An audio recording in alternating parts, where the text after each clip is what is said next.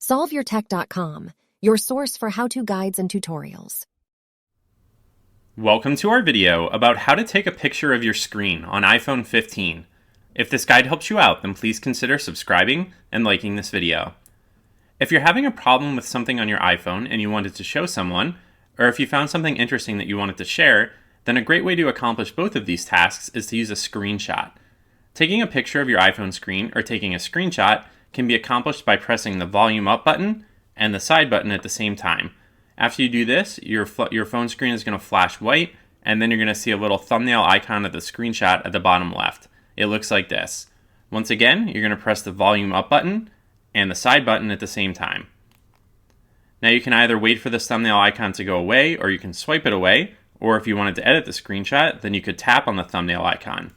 Here you're going to have the option of dragging around these borders if you wanted to crop the screenshot, or you can tap this little pen icon at the top of the screen if you wanted to write something on the screenshot. And if you wanted to add some text or some shapes to the screenshot, then you can tap this plus button and you can choose the option there. Once you're done making changes to the screenshot, you can tap the done button at the top left corner, and then you can choose to save it to photos, save it to files, or you can use one of these other options instead.